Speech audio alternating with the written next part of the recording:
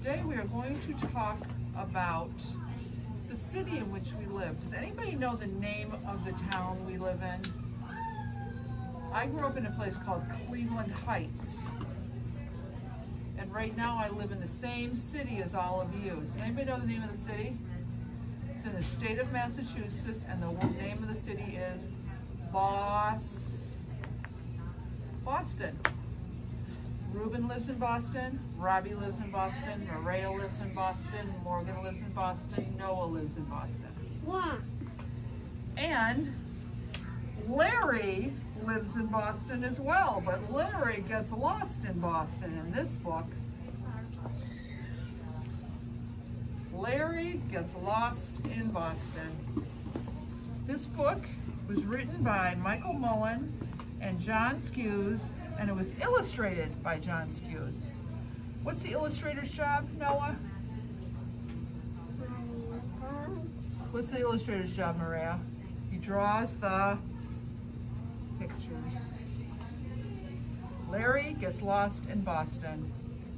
I recognize that picture. I took a picture of that this morning. Oh, this was donated by, given to school by a boy named Owen Jamal. I remember Owen Jamal.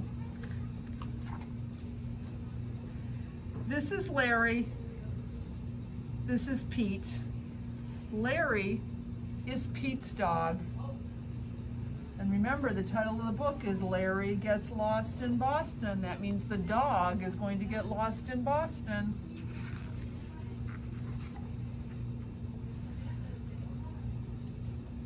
They're bundled together in the back seat. They went into a tunnel, then out the other side. What adventure awaits at the end of this ride? Larry wondered, what will we see in this place? More important, he thought, how does the food taste?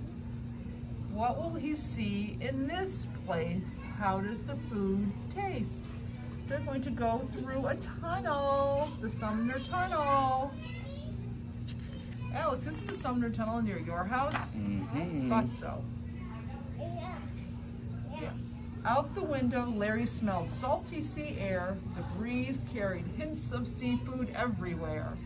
A bridge that just seemed made of gigantic guitar strings was just one of the city's most spectacular things. See that bridge? It looks like Miss Samantha's guitar strings. It's the Zickham Bridge. I'm going to ask you not to put your hands on that, please, Noah. Thank you so much. There's Larry and Pete in the back seat of the car with their mom and dad. They're still together. They're still together. They're right in that little picture. Oh, yeah, right? Oh, Quincy Market. All done with the car, they decided to park it. With Larry on his leash, they headed to Quincy Market. Inside a big building with a round copper top, they found all kinds of restaurants and places to shop. While the family read menus to find something to eat, Larry's dog Tommy growled, and then he spotted a treat. Someone had dropped it, but a dog doesn't care. After eating what he'd found, he realized Pete wasn't there. So they went into Quincy Market. He saw the food on the ground, and he ran away. Notice his leash is dragging behind him, but no one's holding his leash. Do you notice that? So he ran away, and in the next page, look! Nobody's around. Larry got away. Whoa! He had to get looking, but where should he start? Larry made mistakes, but he was really quite smart. In the ground, he saw bricks in a line end to end. Could this be a trail that would lead to his friend? Look at that. That's the Freedom Trail.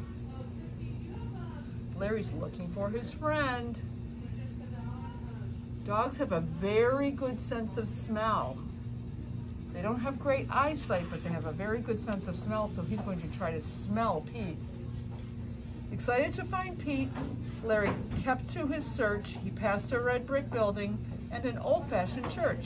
At the end of the line, Larry saw mostly green as he entered a wide open park Park kind of scene. Followed that Freedom Trail right over to the Boston Common. We walked through the Boston Common to get to our playground.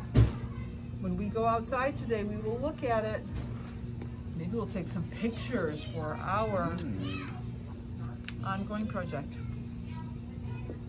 Meanwhile, Pete saw buildings from a long ago year like a house once lived in by a man named Revere. What he really wanted to see was his dog's friendly face, so they had to keep looking in some other place. Pete and his parents are looking for Larry. They're in the north end. They called Larry's name and listened for his bark. How do dogs bark? Can everybody bark for me?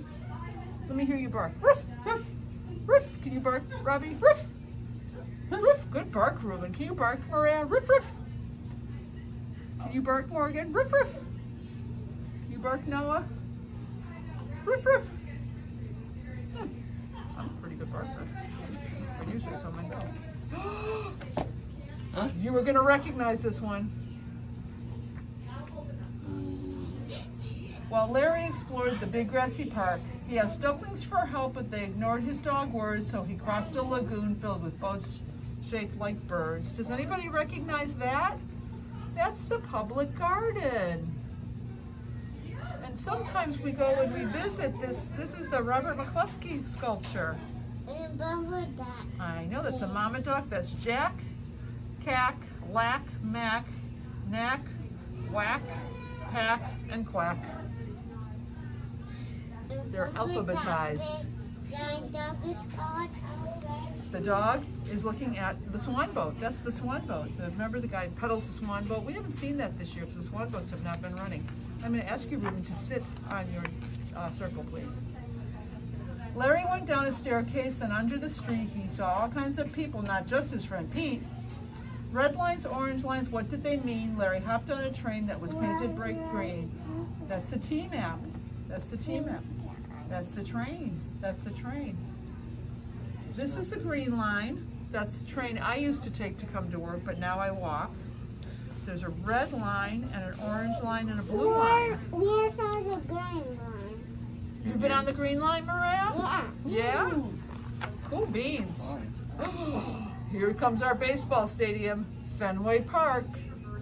A baseball stadium seems huge to lost little Larry. He faced the green monster, but it wasn't so scary. The green monster is a big green wall in Fenway Park. Then he ran by a river and heard musical notes while people rode quickly in long, skinny boats. That is the head shell on the Esplanade. I run by there every day. Yeah.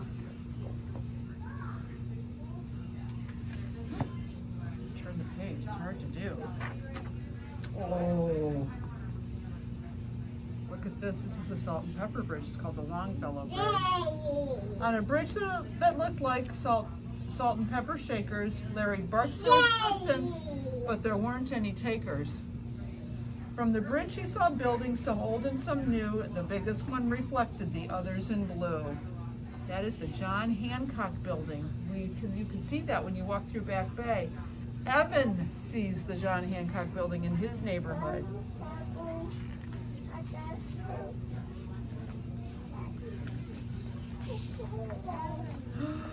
Oh boy, I run by this too, friends. At his next stop, a big dinosaur was standing guard, but getting past him wasn't all that hard.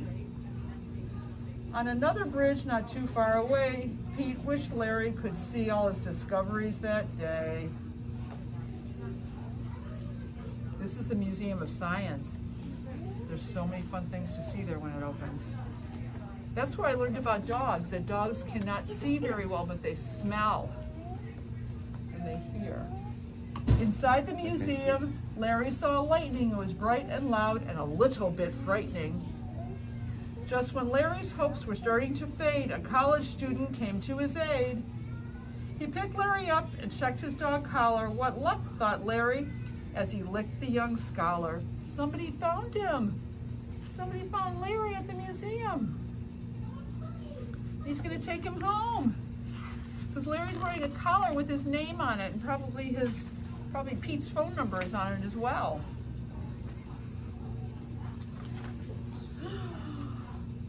They didn't see Larry on an old sailing ship. Pete wished his pal could share such a fun trip. While Pete was feeling sad, he heard a beeping sound.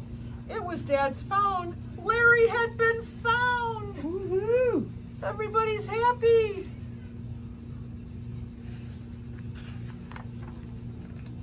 They arranged to meet at a famous place. Pete could hardly wait to see Larry's face. They drove up a hill to the end of a street where Larry jumped up and landed on Pete. Larry jumped up and landed on Pete. They slept as the car drove slowly away. It had been a very adventurous day.